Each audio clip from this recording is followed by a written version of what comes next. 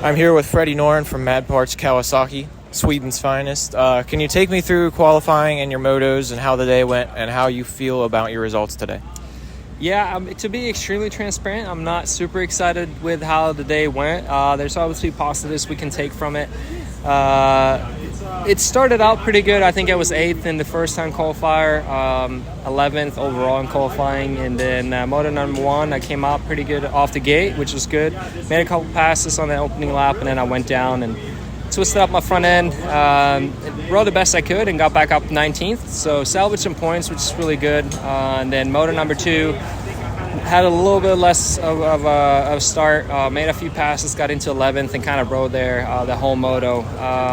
Overall, I was 12th. So considering how the day was going, 12th is pretty good. I'm still 10th in points. The team was doing a good job. So it's just certain circumstances that just part of racing, right? So we're going to have a weekend off, which I look forward to. And then the team's going to come down to Charlotte to Club MX with me next week. We're going to do some testing on track and see if we can get a little more comfortable with the bike, a little bit comfortable with myself, and increase that speed. So looking forward to stepping up from here, but definitely looking forward to be a little bit better. I'm 10th in points still, which is good, but I really want to creep up on Mookie, and he pulled away a little bit more today, so we got some work ahead of us.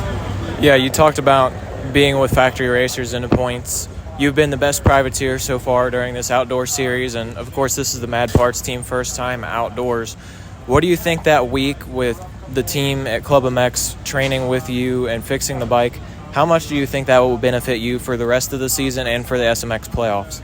I think it's going to be, really good, hopefully, obviously. It will be our first track side test that we've done, not just shipping stuff back and forth. But I think we're going to accomplish a lot in those couple of days. And, we have a great platform. We have a great bike right now. It's just, the fine little details to try to make it better. Obviously we're competing with factory guys, so whatever we can do to be a little bit more comfortable, and then obviously for myself being better, gelling with the bike was going to bring up some more speed, and then getting comfortable riding faster speeds and stuff. So it's a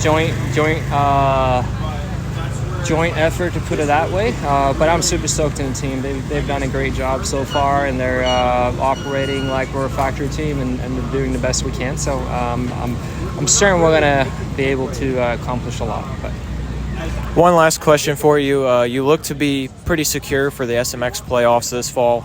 What are you looking forward to the most about those races, and where do you expect to be once the season gets finished?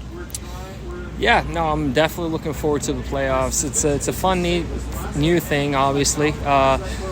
It's not like I want to call it low-key. It's obviously 3 big races, but they're different in a different way. They're, more supercrossy, but not super crossy, which is kind of fun. It's a little different. Got to set the bikes up a little bit different for that than what we do for supercross or motocross. So a little bit of a challenge. And then obviously the financial gain on that as well for a rider like me is huge. So overall, I think it's a great thing for the sport. I think the fans probably enjoy it as well. I feel like the racing has been pretty good on those 3 last year. As far as position-wise, I was 11th last year in the playoffs. I expect at least better than that. I want to be inside the top 10. I think that's where I should be and can be. So we have quite a few more months to get better, and then, develop ourselves and the bike a little bit more. So, yeah, top 10 for sure. Thank you. I'm here with